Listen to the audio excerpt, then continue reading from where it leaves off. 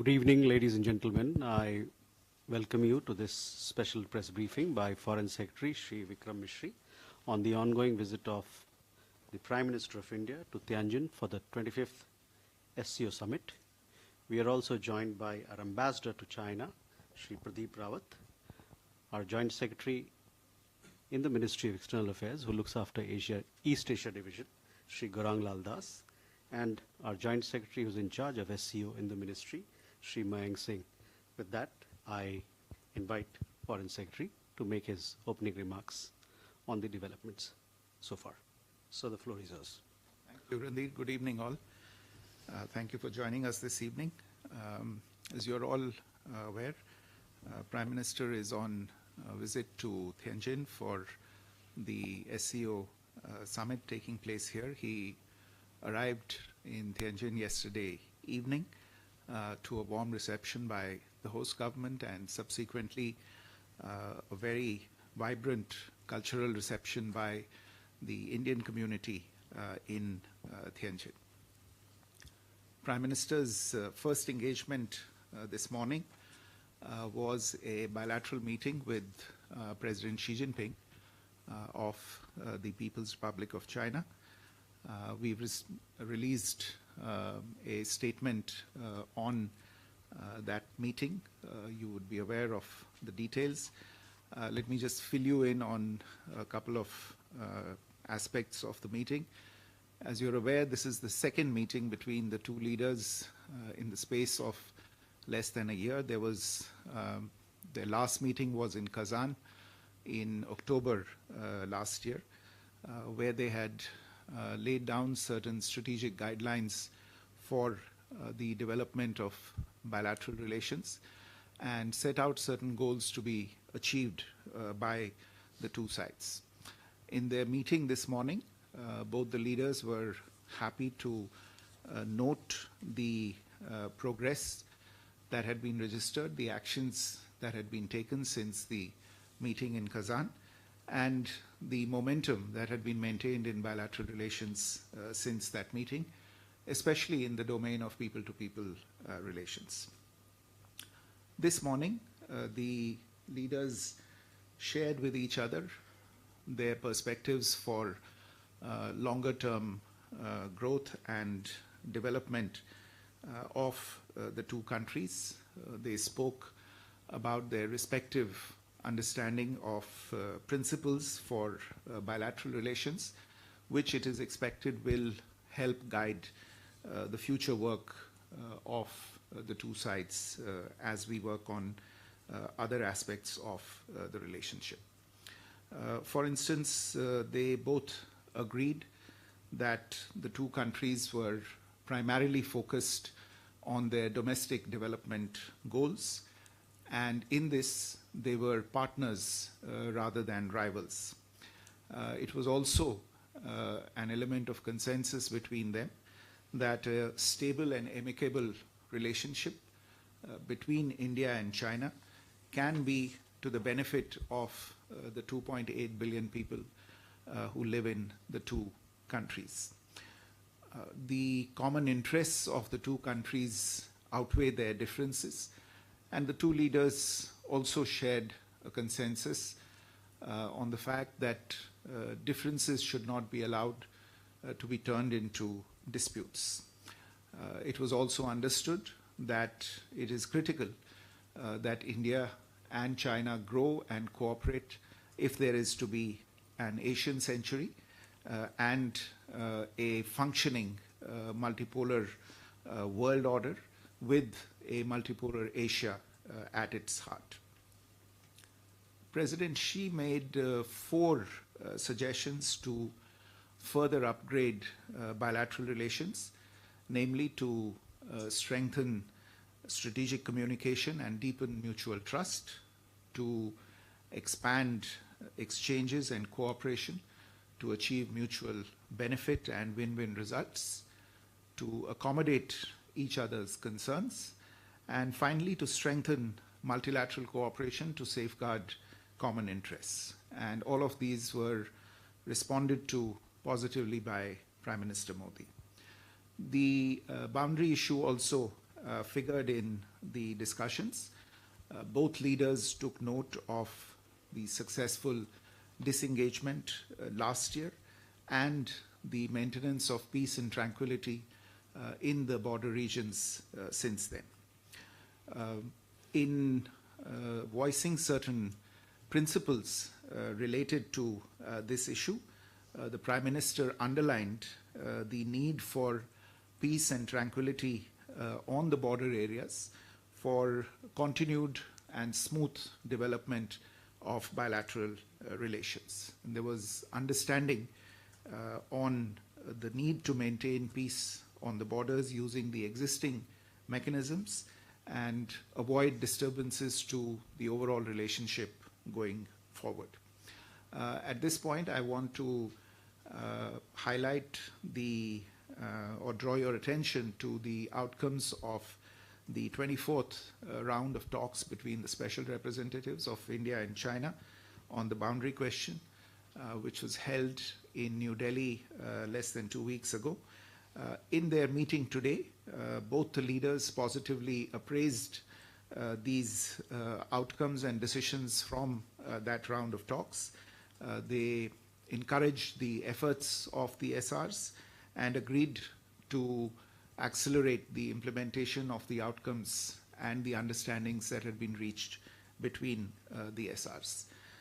They also expressed a commitment to a fair, reasonable and mutually acceptable resolution of the boundary question, proceeding from the political perspective of their overall bilateral relations and in the long-term interests of the two peoples.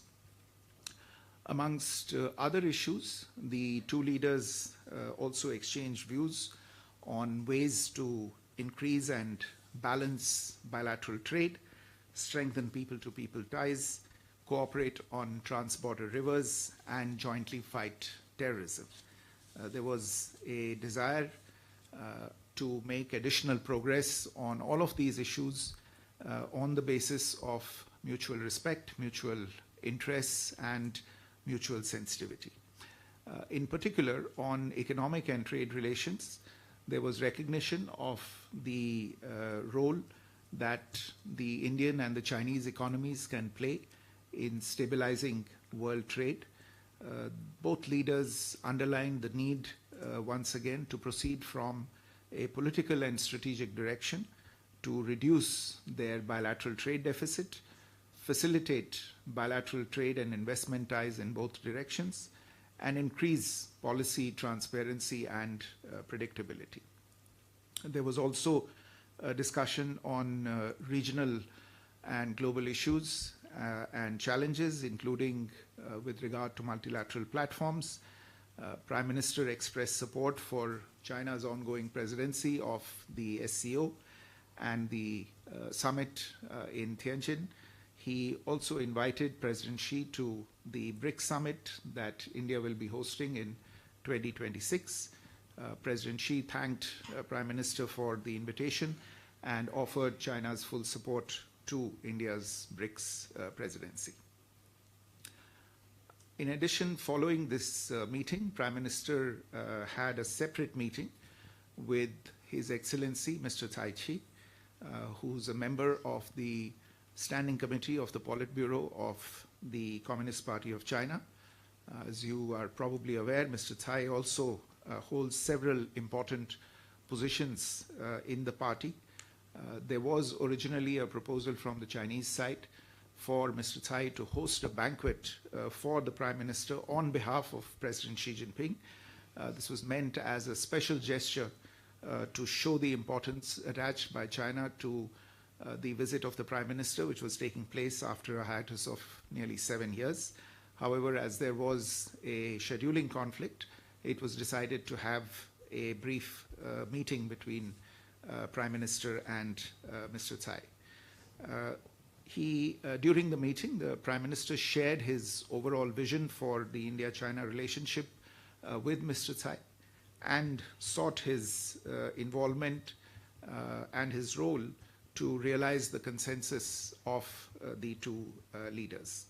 Mr. Cai, for his part, reiterated the Chinese side's desire to expand bilateral exchanges in various fields to address our respective concerns in economic areas and to further improve relations in line with the consensus that had been reached between the Prime Minister and the President in their meeting earlier in the morning.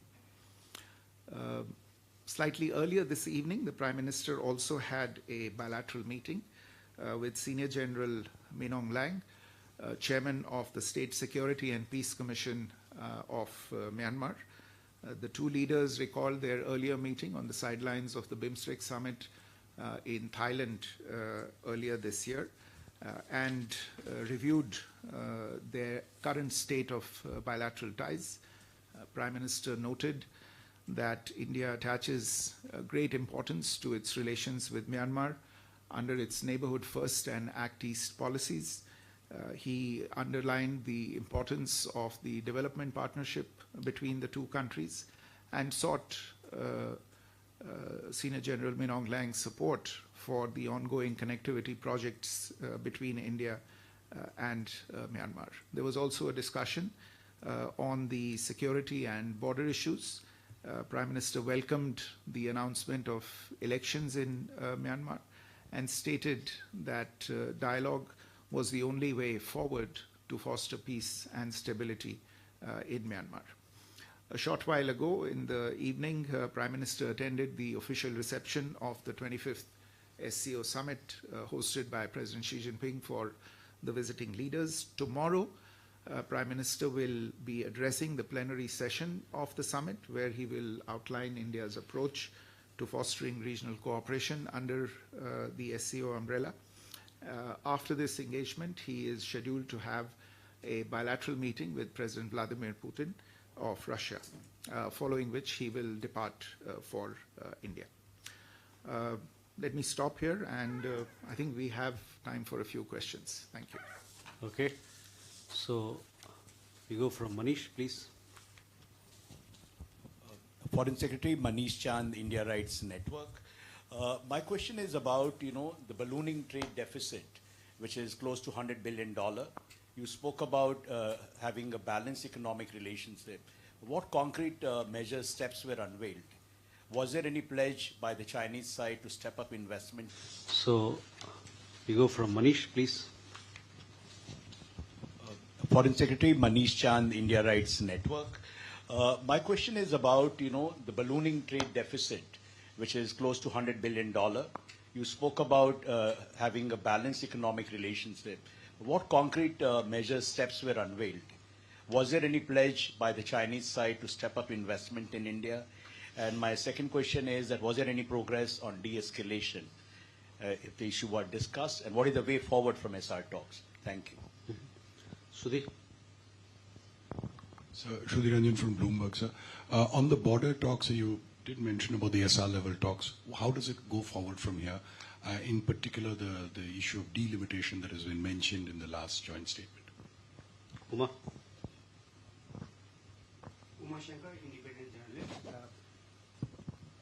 Uma Shankar Singh, independent journalist.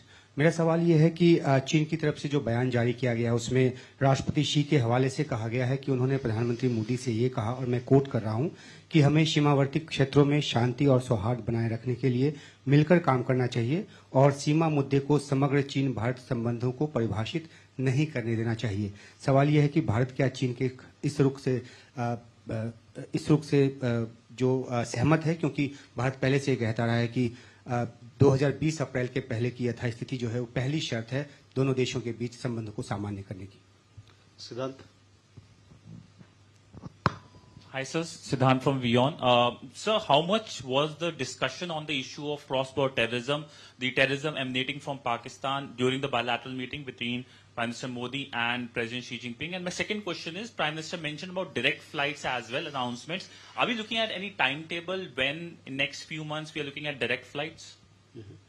Megha. So I'm Megha Prasad from ABP. My question is about the conversation that President Zelensky had with Prime Minister Modi yesterday. And he puts out on Twitter, and he says that while he was talking to Prime Minister, he's also said that Ukraine reaffirms its readiness for a meeting with the head of Russia. Now, Prime Minister is meeting President Putin tomorrow. Is there some sort of an expectation from Ukraine that India would mediate? If yes, what's the stand that India would take in this situation? So we can take these questions first.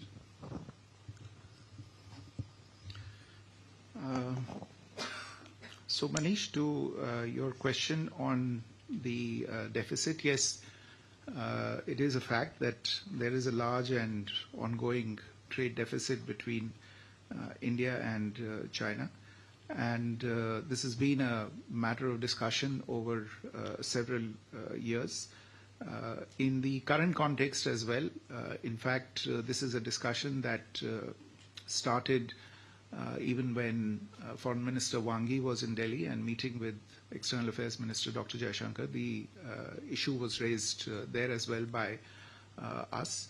I would go back to the point that I mentioned in my briefing, which was essentially what the Prime Minister shared with President Xi Jinping today, that it is important also to look at the issue of trade and trade deficit from the broad strategic direction and engagement between the two countries.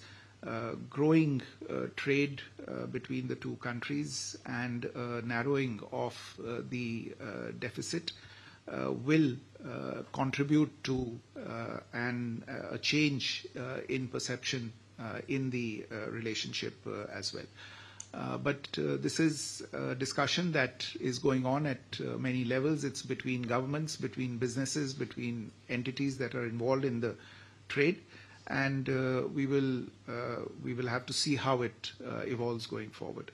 On your question related to de-escalation, I would refer you to the detailed outcome document that was put out after the talks between the SRs. This is a discussion that will go forward in the designated mechanisms between the two sides dealing with these issues. Shruti, this more or less the same goes for your question on how the border talks go forward. You would have again seen the statement that we put out after the SR's talks. You're aware that dedicated mechanisms have been created for taking these talks forward. We expect that the existing mechanisms, which is the working mechanism for coordination and cooperation in the border areas between India and China, will meet in the coming days and weeks, and the respective leaders of this mechanism from the two sides will come to an understanding on how these mechanisms for the delimitation related talks are going to go forward. Uma, आपका जो प्रश्न था कि जो राष्ट्रपति she ने कहा है बाउंड्री इश्यूज और द्विपक्षीय संबंधों के बारे में, देखिए मैं सिर्फ इतना कहूंगा कि हम शुरू से मानते आए हैं और अलग अलग स्तर पे हम ये साफ कहते आ रहे हैं कि बाउंड्री पे जो स्थिति होगी वो स्थिति हम उसका जो एक तरह से असर है वो द्विपक्षीय रिश्तों में किसी न किसी तरह देखेंगे, और इसी वजह से सबसे जो एक तरह से इंश्योरेंस पॉलिसी है द्विपक्षीय संबंधों के लिए, वो बाउंड्री पे पीस और ट्रैंक्विलिटी मेंटेन करना है. तो ये बात आज बड़े स्पष्ट तरीके से प्रधानमंत्री जी ने भी राष्ट्रपति शी के सामने रखी और हम इसे मान के चलते हैं. Siddhant, on your questions, see, cross-border terrorism was mentioned by the Prime Minister as a priority, and I would add that he did underline the fact that this is something that impacts both India and China, and that it's important, therefore, that we extend understanding and extend support to each other as both of us combat cross-border terrorism. And I would, in fact, like to say that we have received the understanding and cooperation of China as we have dealt with the issue of cross-border terrorism in the context of the ongoing SCO summit. To your question on direct flights, this is something on which the two sides have been engaged quite intensely in recent weeks and months, following the direction and the understanding between the two sides at a higher level earlier this year that this is one of the areas in which we should move forward. Since then, a number of rounds of technical level talks have been held. If I'm not mistaken, there was a civil aviation delegation from India in Beijing earlier this week for further discussions. My understanding is that at a broad level an agreement or a consensus has been reached on restarting direct flights, and this is something that you heard the Prime Minister refer to in his comments this morning.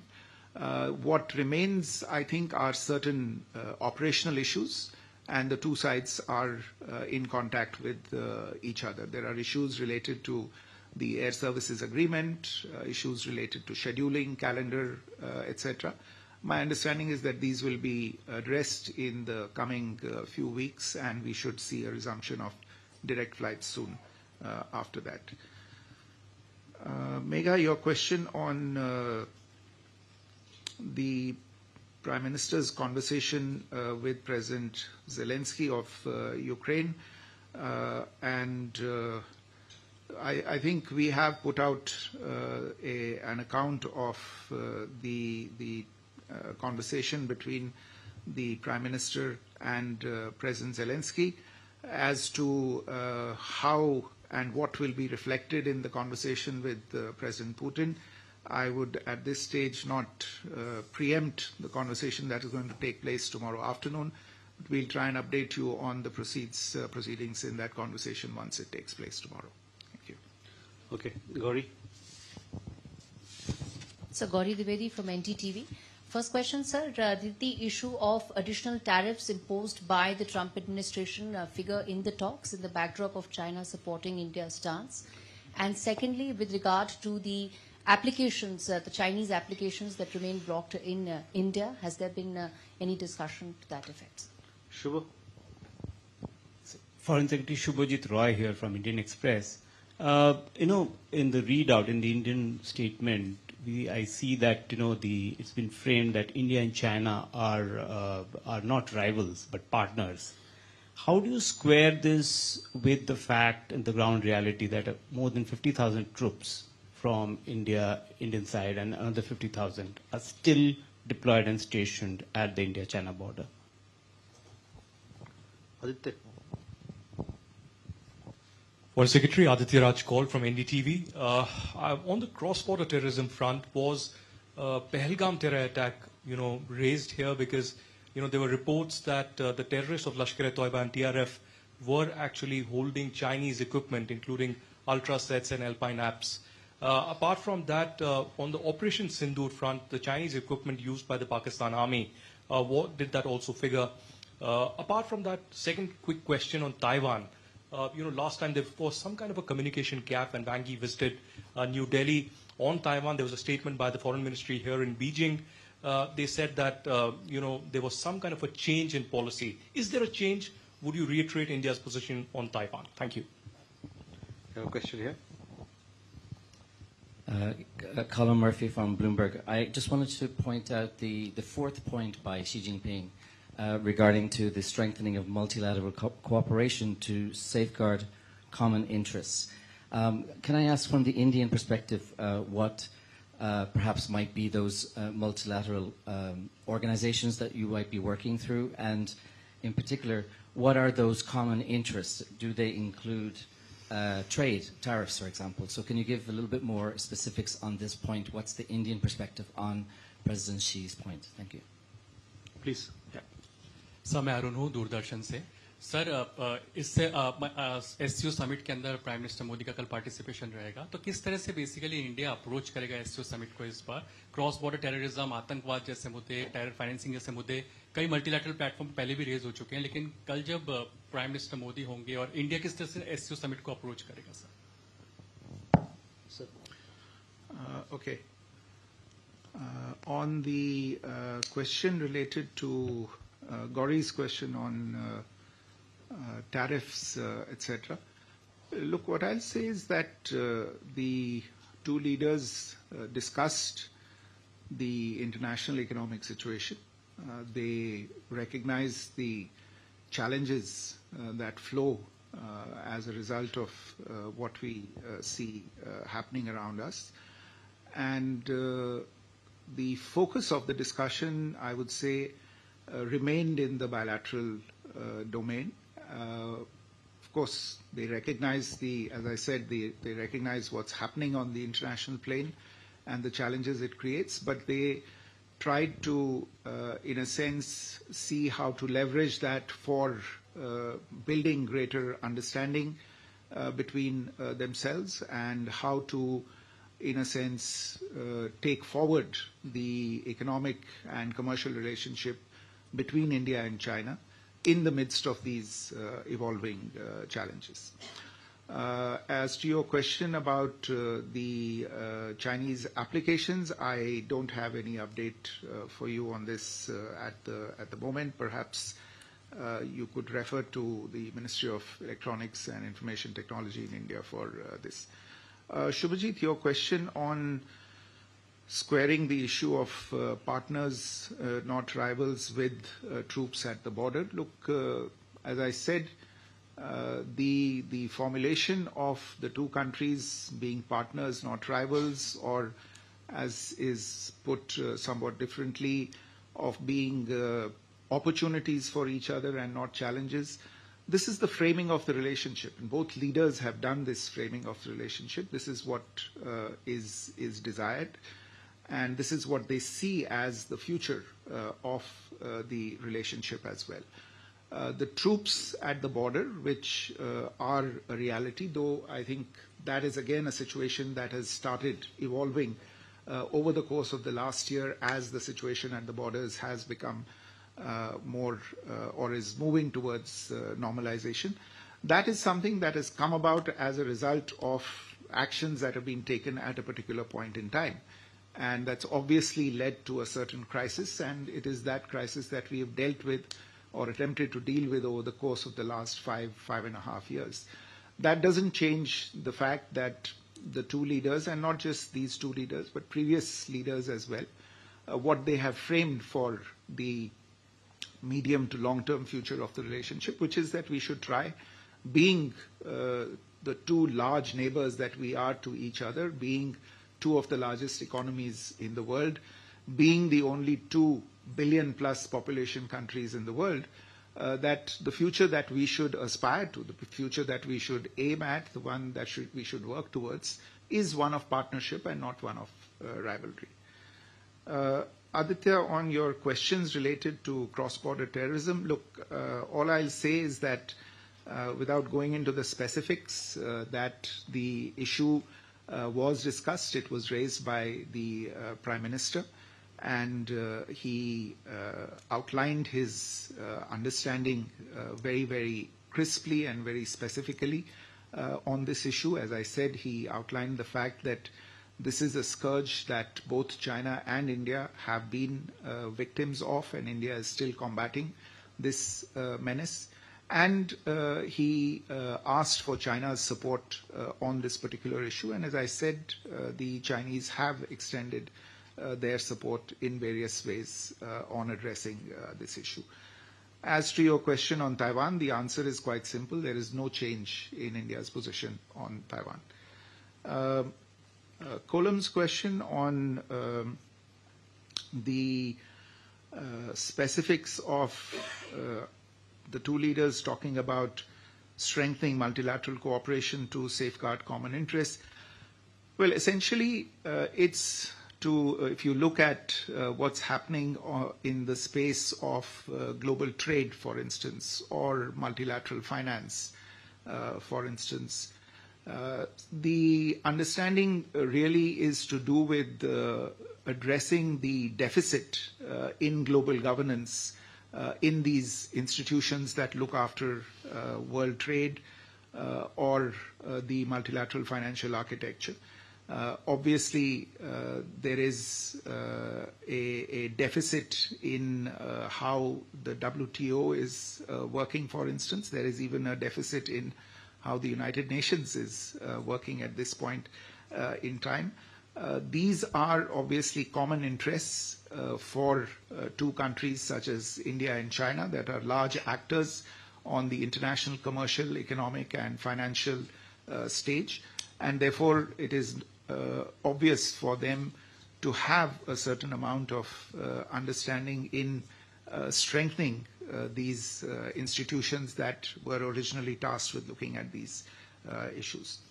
आपका जो सवाल था SCO को लेके, देखिए SCO की बैठक कल शुरू होने वाली है और मेरा अनुमान है कि SCO के बैठक के बाद हम एक वक्तव्य उसके बारे में निकालेंगे, तो अभी प्रीजज न करें, उसको प्रीएम्प्ट न करें, कल उसके बारे में कुछ समाचार आपको देंगे. बहुत बहुत धन्यवाद.